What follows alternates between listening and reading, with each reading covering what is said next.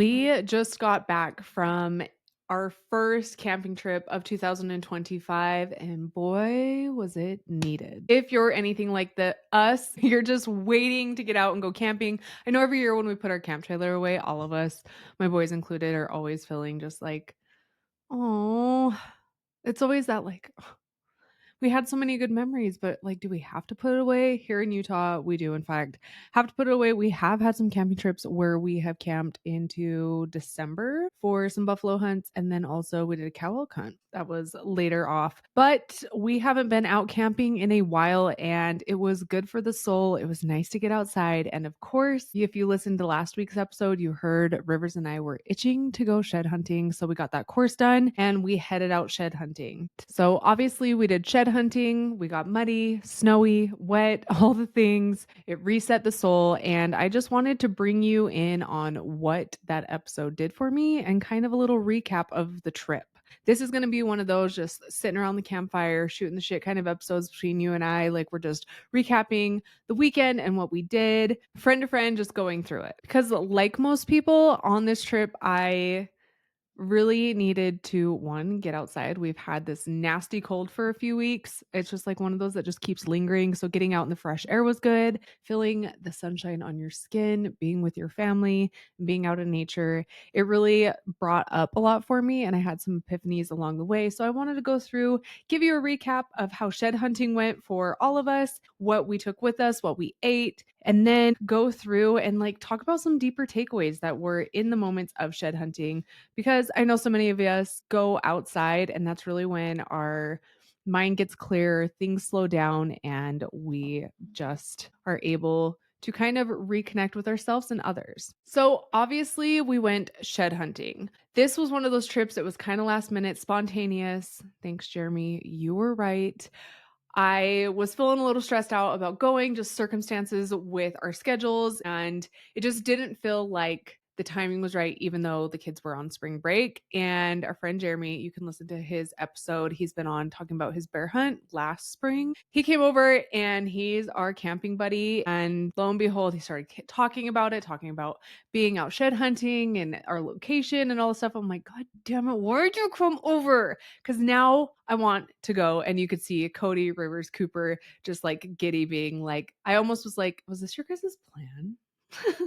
Like our plan worked. Mom's in on it. So sometimes you need to just kind of be reminded of the little things in life. So we went out to one of our favorite locations and we decided to not only go camping with Jeremy, but leave a day earlier because why not? You know, like if we're going to be spontaneous, let's be spontaneous. Headed out to our location, brought the trailer home. If you didn't see last year, we went through and we got a new to us trailer that needed a little bit of TLC that we put a lot of love into before the buffalo hunt. And that was one of my concerns going camping was just like, Cody already doesn't feel good. And I'm really concerned bringing home the trailer. A lot of you guys know if there's one thing to know about my man, that's my man. He takes care of stuff over the top. So I know he's winterized it. I help him where I can. The trailer, I know last year we went through, this is something I did. I went through and sealed the top of the roof with like 2 good coats. And I just know we put a lot of work into it, but they're trailers, they're camp trailers. It sat all winter. I was really concerned that it usually comes up first camping trip. We bring it home and we're like, shit, we need to fix this or do this or upgrade this. Jumped the battery, got her up and going, got her hooked on, and we were able to, it was super easy. I'm so, so, so grateful. And there was one little thing that we had to do, but that's just like a bougie. It has like a water, you know, that's me pushing something if you're not watching this on YouTube. It has what would you call that? Like its own, oh, look, I have it right here. That's funny because I need to order a new one. This has its own little water spout that goes into the sink and it has a water filter on it. Again, I know I told you bougie. And at first I was like, Cody, I don't really know if we need that, but you guys know I love having my jugs of water on hand and it is kind of nice to know that it's filtering through that and I like just filling up my water bottles that way. And that filter on there, we didn't even think of this as the first year we've ever had one like that. the water filter itself froze and kind of a cracked. So we just pulled this out. Cody capped it off because, again, if you don't have you a blue collar man that knows how to do stuff, what are you doing in life? And that was the only thing. So that's an easy fix. It didn't destroy anything, thank God. And we'll just buy a new one of these if we decide that's what we want to keep or cap it off, and get a new water filter. So we loaded up. We decided to keep it super duper easy. Like I said, just the way that schedule is, sports and all the things. Life's busy right now, so we didn't want to overcomplicate it at all. And you heard last week that the weather in Utah was wild. If you visited Utah in the early springtime, you know you're either going to get a blizzard or it's going to be 70 to 80 degrees. Like right now, I'm looking, it's like 77 degrees. I'm getting warm in the studio recording, and you never know. So we wanted to keep it easy, and I'll go through what it is we did for food. But the weather was snowy pulling out there. And we were kind of even like, before we left the house, you're looking at the mountains and you're like, I actually can't see the mountains. We go through the canyon. But the drive was great. The Ford pulled good. The trailer was pulling good, and got out there late Thursday evening. And the one thing that's not the one thing, there's lots of amazing things about my family, but we're a really great team. And as the boys get older, it makes going camping and setting up and taking down camp much easier. So we kind of all fall into our roles in setting up camp and the trailer. And it makes it really awesome. I'm really grateful for a team and for Cody and I raising our boys and teaching them to take on responsibilities like that along the way. So we were setting camp up in the snow, and we knew at that point, we're just going to get to camp and we're just going to end up hanging out inside the trailer, which honestly is fun sometimes, and just relax the fact we made it to camp and there's tomorrow. So we made it to camp. On the way out, Cody had requested, this is something that I've done and I've mentioned this before in the episodes, something that I made for dinner on the way out was those homemade Jimmy John sandwiches. I think I mentioned this last year in an episode, but these are easy to make. I'll put the recipe below. They're super easy to make ahead of time. So you just warm them up in the oven before you go. I put them in hoagies. I do them in a disposable aluminum pan, wrap them with aluminum foil. You've got you a warm hoagie sandwich. And then I have the amazing, which I think just makes the sandwich, dressing in a baggie. And when someone is hungry, I scoop that amazing lettuce dressing onto the sandwich, pass back a sandwich, and everyone is good to go. So that is what we did for dinner that night, because we knew we were going to be driving in the evening and during dinner time. And again, just, saving.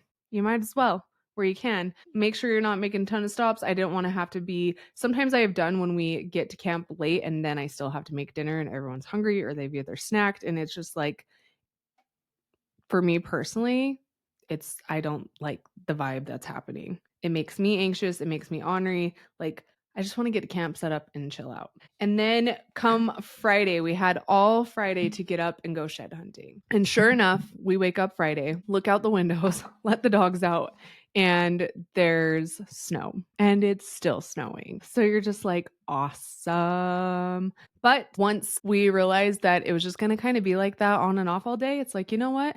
Let's head out anyways. We've got our boots, we've got our gear, we have all the things we need, and we've got our gaiters. That's a plus. And we'll just go look for browns, right? It's going to make those brown horns pop. So we did go out shed hunting for a little bit on Friday, and weather that day was just on and off snow. It would snow and then the sun would come out for a minute and then it would snow again. And the hard part with all that is the wind was really, really cold. And we just headed off from camp, which is so fun when you can go shed hunting somewhere and you can just take off from camp. Is also really enjoyable, especially when the weather is questionable and you know what the roads are like at that point. And Cody took Rivers, Coop and his dog took off, and it's her first time out actually shed hunting, which is so excited for Cooper. He has always wanted to have him a hunting dog, and it was our first shed hunt out. And then me and my shed dog, Rivers, is when he was little, he'd be like, "That's my horn dog," which I'd love, because you're like, "Yep, that's your horn dog." Kids not realizing what it is. So me and Khaleesi took off and walked, and that was the first hike that I've been able to go take off on my own in 2025, I believe. And boy, was it good for the soul. I was out there walking around thinking, just saying, you know what? I'm grateful that we did come out here because this is what I needed. I needed to connect with nature. I needed to disconnect from everything else in the world aside from myself and my family and just be able to wander around the woods. There's something so magical for me in that moment. And it like makes me think of when I was a little girl. I had moments of just thinking of when I was little, when we'd go camping and I would just take off and I'd be so content just being able to play in the woods and almost feel like you just got lost in there and you're surviving and, like in a good scenario. Like, wow, I live in the woods, kind of like the Swiss Family Robinsons. And it's just really sometimes life gets so busy. There's so much pushback and so many reasons not to go. And that's what Cody kind of had reminded me. And I'm grateful for that because he can be the yin to my yang. He reminded me, like, we only have so much time with these kids and money will come and go. We'll make more. The time, like, this is the last spring break that they're going to have as like this old and this old. Like, let's just go. And I am so grateful that we leaned into the spontaneousness of it because being me and a little bit type A, sometimes leaning into spontaneous adventures where there's oftentimes planning required can be very overwhelming. Maybe that's just your reminder to it's okay to spend time and money on adventures with the people that you love or even just yourself. So we're taking off, we're walking around, and like I mentioned, this weather is not ideal. So it was a little more shorter hike than we normally would do. I think we still ended up doing 3 to 5 miles that day. And then we wanted to make sure we were getting back because Jeremy was going to be rolling in with his family, which we were super stoked about. And back, and Cody and Rivs had found a horn. So that was super exciting to see that a horn had been found for the first hike of 2025 for Rivers out there. And he kind of manifested that in last week's episode, saying that he was excited to get out and go shed hunting. And it just, you can see if you're watching on YouTube, it genuinely just makes me smile to know that my family, my boys are having that connection with their dad, with themselves, with brothers, and with me. So it just makes me really excited that he was able to find something. It was, I believe it was a little 2 point. I'd have to look on my phone, in which I'm using as a camera, so I can't. But I'm pretty sure, sorry, Ribs, I think it was either a little 2 point or a little 3 point. And yeah, then we just got back to camp, and while we waited and hung out, the weather did break a little bit, and we ended up bringing wiffle ball with. You heard last week River saying how obsessed he is with wiffle ball. And let me tell you, wiffle ball is the perfect thing to play at camp as a family because it's so fun. You get to throw balls at your kids and your spouse, just saying. And it's fun because you can do it in a smaller space, you can hit it, and it's not going forever, if you will, like we talked about last night. So maybe I'll have to put a video of us in playing wiffle ball because I did end up popping up my phone, videoing it, went for like 15 minutes because I totally spaced that I had recorded. There was some really good giggles and laughs happening and working as a team. I think, who did we do? We did me and Cooper against Cody and Rivs. Played some wiffle ball, and then the day ended up getting a little bit better. The wind died down, and we were able to sit around the campfire with Jeremy and his family and just enjoy camping like we wanted to do. Sometimes as a family, we busy ourselves a lot, and sometimes it's good just to take it easy, do a little bit of a smaller hike, and then enjoy being at camp. Sometimes we're not very good at just enjoying being at camp. We're always adventuring from camp, if you will. That evening was the perfect evening because if you've been around here before, you know one of my boys' favorite meals is just, I think when they associate camping, they associate it with this meal. And again, I wanted to keep it super simple this last weekend, and it was a cold, stormy day. So in my head, I was like, let's do walking tacos. I ended up videoing the process for walking tacos, so I can in fact make a reel. There's no reason not to. These aren't pretty by any means, and they're like, the the reel that's like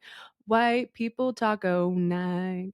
That's essentially what these are in a bag, because you can make them in a taco. I've discussed these before too. So if you've heard this before, I'm sorry. If not, this is a reminder. You take your individual bags and you crunch them up. You make your taco meat the way you want to. This is where I elevate it a little bit and where I say maybe it's not so much a taco at this point, because I like to then take my browned meat and add in chili, because this just makes it a little more hearty. It helps the cheese melt. I just think after, especially when we're camping and hunting and hiking, adding in the additional protein and fiber is fantastic and calories. So, brown meat, chili, then you do any of your favorite fixings that you want to. Honestly, at this point, it could probably be more of like a goulash. And you put your cheese in. This is the hot tip, you guys. Put the cheese in on the chips, your chili slash meat mixture, whatever you decided to do in the bag.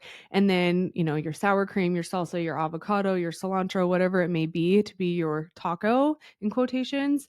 And then you mix that bad boy up. And the kids love being able to, I think, one, crunch up the chips, obviously, and then being able to just sit at the campfire and eat out of a chip bag. This is actually something I made on my buffalo hunt. And a few of our friends were like, what is this? I'm like, I am so glad that I made all these, like, that you guys are so impressed by my walking tacos, by my chips and chili and meat and cheese. Thank you. Thank you. It's super easy. So it is a crowd favorite. It's a great way to feed a crowd easily and let everybody kind of assemble it the way they want. And like I said, it is just kind of cozy and comforting. And my kids really enjoy this. And you could do so many different variations to this. Like I said, I grew up where my mom just did the taco meat. And then as time went on, I ended up adding the chili into it. So that was our Friday. Wow. And then Saturday was just a day full. Saturday was a beautiful day, and that is Utah to a T. Saturday was beautiful. It was windy, but that's to be expected. And we ended up just driving out to another location and shed hunting. And we took off and decided to grid as family. Cooper again with his shed dog. This time it was me and Rivers. Him and I had some leadership disagreements, if you will, some strong willed individuals working together. And then Cody went off on his own. It only seemed fair where him and I were kind of going back and forth. I am getting warm with Rivers. So I think we each ended up doing 6+ miles that day. And we decided to really grid that area and look for things. This was fun. It was an area that we've been to several times, but I don't think we've ever gotten out and shed hunted there. So we just kind of wanted to see what it had to offer. And Jeremy and his girls ended up going kind of in a similar location. And Rivers and I hiked and hiked and hiked. Some we saw some deer out roaming, nothing that was packing anything. Cody went a long ways, Cooper went a long ways, and we ended up meeting back at the truck. That is something that we always do, is kind of most of the time we'll either have radios with us or we have the Garmin's, or sometimes we'll have service. That's doesn't happen very often. So a lot of times we just set a time back to the truck by this time, and we ended up going back to the truck, and Cooper, Rivers, and I didn't find anything, which sucks. And a lot of times I feel like with Rivs, we find more because he's getting pretty big and walking at a faster pace, but I still feel like we're still walking a little slower.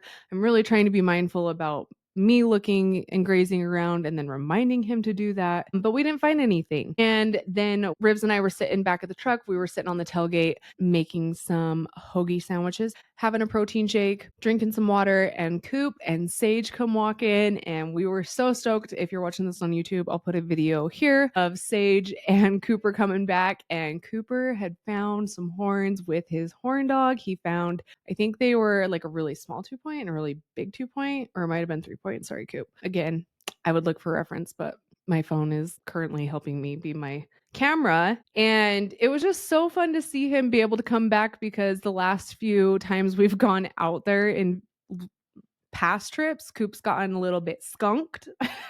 So I was really rooting for the underdog in this moment, and also that he had a shed dog. It's just one of those things, since he was just a little boy, he's always wanted his hunting dog and his hunting buddy. And as a parent, it's really cool to see those kind of memories and moments unfolding. And he was stoked too, because he said that his shed dog, she sat and kind of carried around the horn, and you could tell she was proud of shit too. And then lo and behold, after we're sitting there getting Coop kind of situated, Dad pops up and he's walking down the road, and I'll pop another video right here again. And Cody sure as shit had found 2 horns, and one of them he said he had found kind of closer to where Rivs and I were. And we were just stoked. Dad's always great at finding horns, and we were on it. 2 days, everyone's finding horns. We haven't gotten skunked today. I was, so no one else was, and that's A-okay with me. And we were just stoked. So we decided to sit there, let everybody kind of eat lunch. Raves decided, the hell? Like, there's horns around here. Dad's finding them. Coop's finding them. He tells Cody and I, I'm just going to go look for horns just right here by the truck. And so, we let him wander off, but in vicinity that we can see him.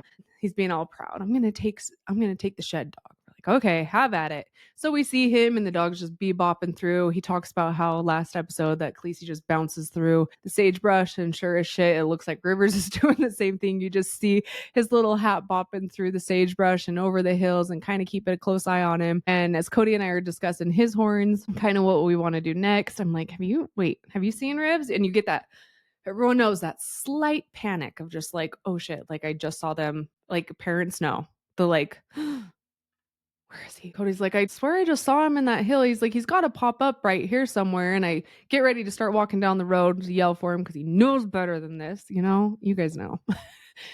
And sure as shit, where Cody says he thinks he's going to pop up, all of a sudden you see his little hat pop up and he is running. He is so excited. He's just smiling and he's running, and the puppy's chasing him and Khaleesi's chasing him. And I kind of like look over and we're like, okay. And then he angles to head right towards us. And all of a sudden I see him just pumping his fist, and we look over and I'm like, holy shit, he found a horn. I'm like, did you find a horn? And he is just so excited. I have some of it on video I'll put here. And he's just stoked. He found himself a horn. And that was the first time that he found one last year when him and I were riding a 4-wheeler together. He found him a road bone. That was the first time that he's been off by himself, if you will, just him and his horn dogs. And sure enough, they found a horn, and it was such a cool memory to witness. And then after that, it was basically going back to camp and relaxing, letting the kids ride their bikes, build jumps, sports. We took out, always one of the things is taking out the trad bows and shooting out of the air. That's always a fun thing to do. We played a little more wiffle ball, obviously. And then we decided just to enjoy being where we were. Like I said, the kids were riding around, and we decided to take it super easy. We went with like traditional camping food at this point, if you will. And I mentioned Cody and I found a local meat shop that we're excited about. So we ended up taking out the brats that Cody was stoked about. I think there was a mango habanero, and then there was one that wasn't in a casing, and it was a ghost pepper and cheese one. So we decided, since we were back at camp, let's roast those weenies over the open fire. And I ended up making me, because I couldn't eat these because it had modified food starch in it and cheese. Boo, all the good stuff in life. Minus the modified food starch. I don't stand by that. But I ended up just taking some ground meat and making a foil packet with the ground meat and avocados. So that was a Saturday night. And at that point, it was truly just hanging around the campfire with friends, shooting the shit, listening to all the stories and adventures, hanging out with something that they did that I was like, it looked messy. But they had seen on Pinterest, they had the marshmallow fluff and the Reese's eggs. So and Cody and Coop joined in on this. One of my things, you guys, is like sticky. I can't do sticky.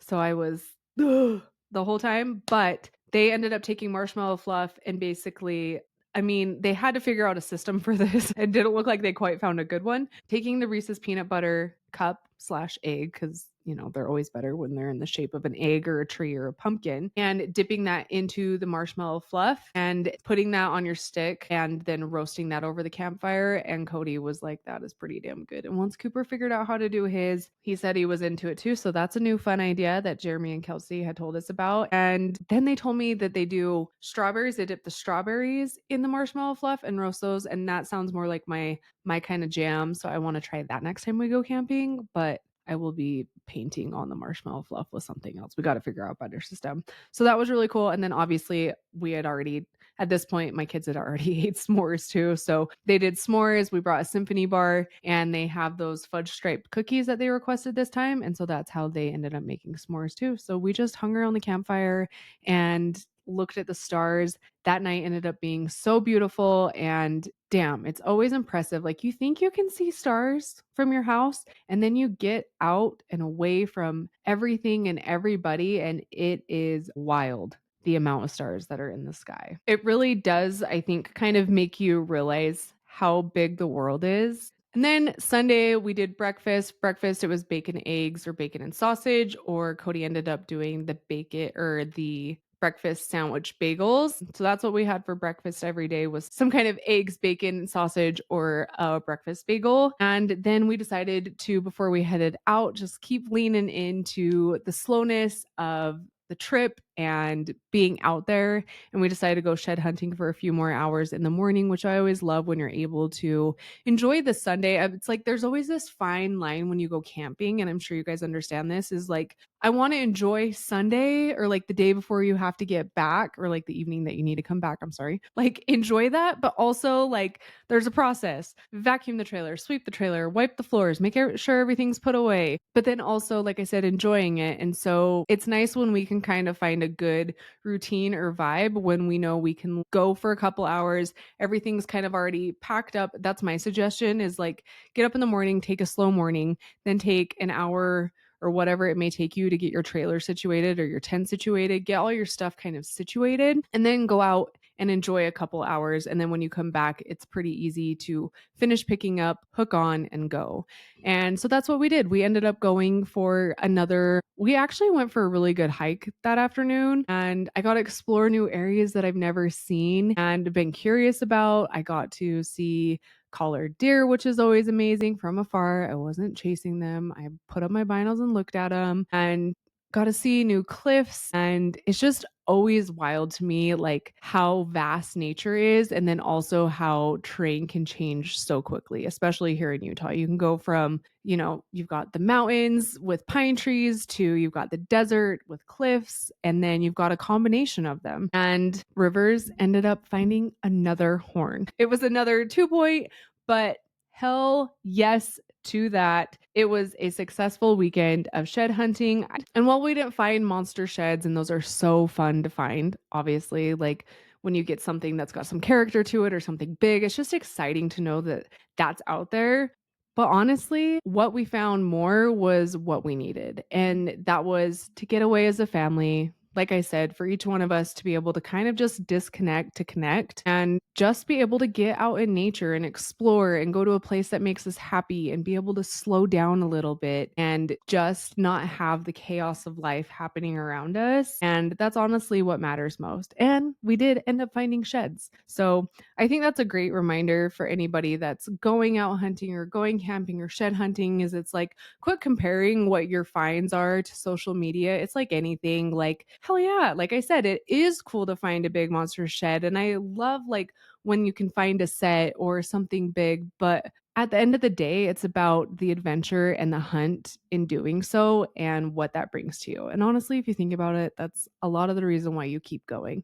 Yes, there's a little bit vanity factor where, like, the competitiveness in you, but ultimately, I probably would think it's because you truly love being out in nature and getting out and hiking and pushing yourself and seeing what more you can do, and just the solace of being outdoors. As you can tell, getting out there really reminded me of why I started reckoning in the first place, and I'm grateful for that. It seems like every time we go out hunting, or I'm able to go on a hike for a little bit by myself, and I'm able to just slow my mind and be away from everything, it really does remind me why I do what I do, and why I'm so passionate about it, and why I keep pushing through with this podcast. And that is to encourage others to be able to go outdoors, do it for themselves, do it for their families, do it to be able to connect. That's a big word for this episode, I'm realizing.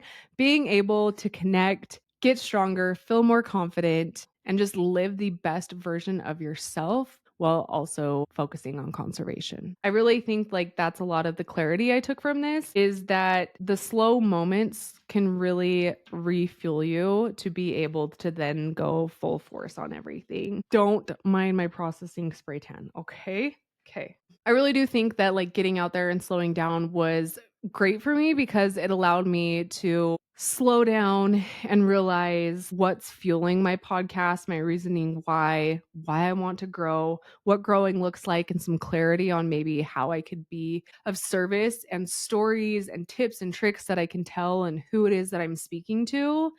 And, that's like what I want to kind of bring you guys along for is I've been vlogging a lot of this on TikTok, is just like how I'm growing my podcast and like what that looks like now that it's, been a consistent podcast with putting out episodes since the end of 2024. And honestly, like I ended up finishing edits at camp and uploading River's episode last week at camp while the kids were out playing and doing stuff. And that's just the reality of it, is like sometimes that's what it looks like. And so I'm excited to bring you guys along for that and kind of just like keep you posted, if you will, because I do appreciate your support. And I've been trying to reach out to more guests because I want to continue to have those deep, meaningful conversations like you have around the campfire. I want to have them about both outdoors as well as wellness, business, and just life. All those nitty gritty conversations that you have with your best friends, or maybe that you're nervous to have, kind of be that person in your back pocket that you can kind of tune into and have more vulnerable conversations as well.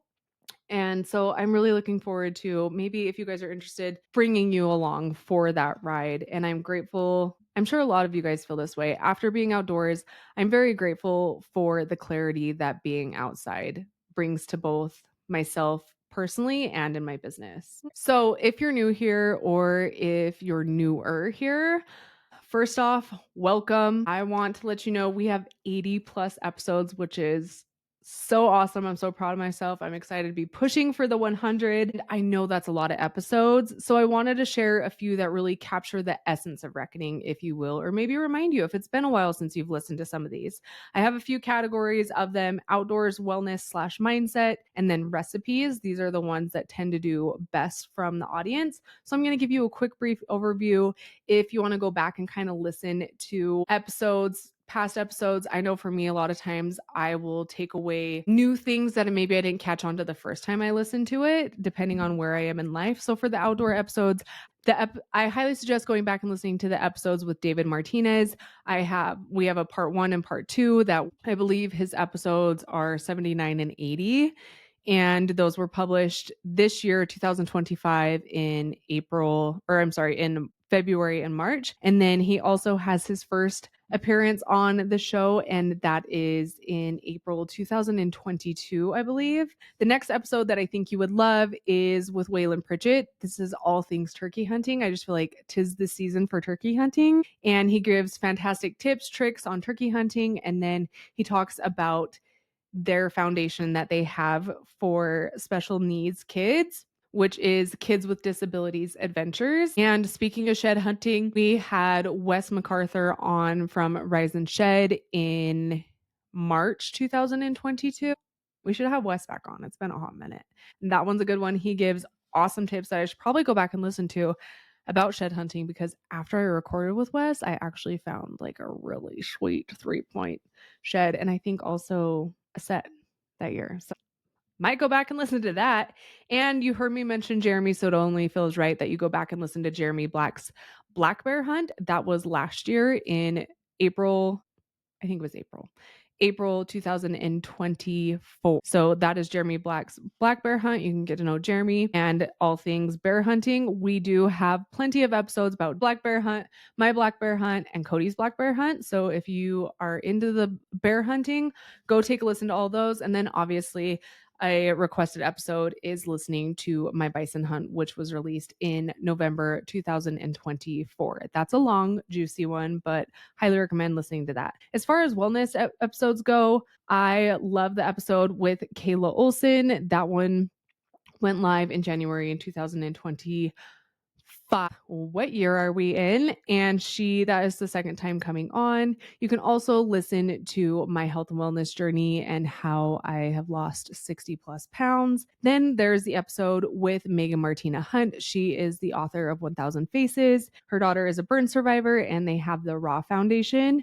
This episode is one of our most popular episodes, and talking to Megan, they are an outdoor family who, if you're not following them. Speaking of finding sheds, the Hunt family is killing it on the shed hunt, and they connect a lot outdoors. And like I said, her daughter Rocky is a burn survivor, so her and Rivs are burn buddies. And one of my favorite episodes still is my episode with Sydney Smith from Try No Feet, and he is a double amputee. And this episode is so inspiring. Just thinking about it again gives me chills, and I continue to pull some of his advice honestly all the time and inspiration. And I pulled from this episode, I didn't realize the conversations I'd be having with Sydney, I would be pulling inspiration and gratitude and strength from when it came. I recorded with him in July, and then Rivers had his burn accident in October. And that is an episode that I think God had prepared me for the circumstances that were coming up. And as far as recipes go, we have plenty of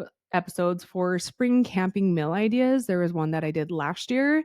If you would like a designated new episode for this, I'm happy to do that. And our most popular episode for recipes is a recipe for poor man's lobster. This is done using halibut, cod, or monkfish, and it's super easy. It's a quick episode to listen to, and it's a way to really impress somebody. And then, of course, we have our episode in 2024. The end of it, I would say this is probably in November or December, and that is high protein meal ideas, because high protein is all the rage and so important. I stand behind high protein. And that is kind of just a recap so that you guys can remember all the amazing episodes that pertain to what's happening right now, something that you may be able to grab inspiration, motivation from, or maybe just be able to listen to some fun stories, some crazy stories, or get some new recipe ideas. I want to thank you for being a part of Reckoning and listening to this episode.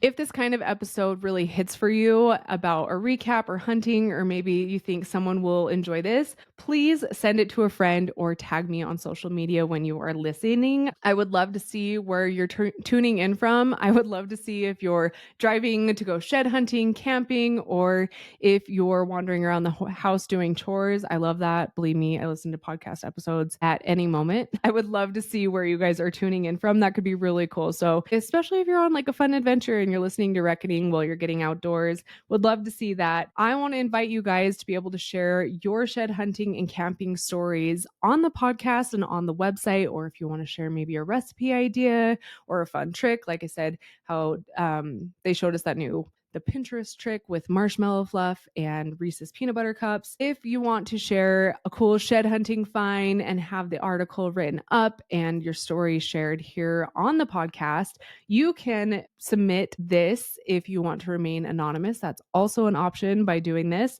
And you can go to thereckoningpodcast.com/submit to be able to submit anything that pertains to Reckoning. We just want to be able to take the wellness into the wild and the wild into the home. Again, thanks for tuning in, and I look forward to coming back with some fun new adventures that we're about to go on and recap those for you, as well as, like I said, we have some really cool and fun guests coming in April. If there's something specific you want me to talk on, or if you've seen maybe like a hunt or an adventure that we've been on social media you want me to recap, please let me know in the comments section on YouTube, or you can also comment now on Spotify or hit me up in the DMs, and I will do much better about checking my request folder, by the way, because why does that thing hide? Anyways, we will be back next week to share some wild, fun adventures. Until then, I hope you enjoy the spring season and the shed hunting or camping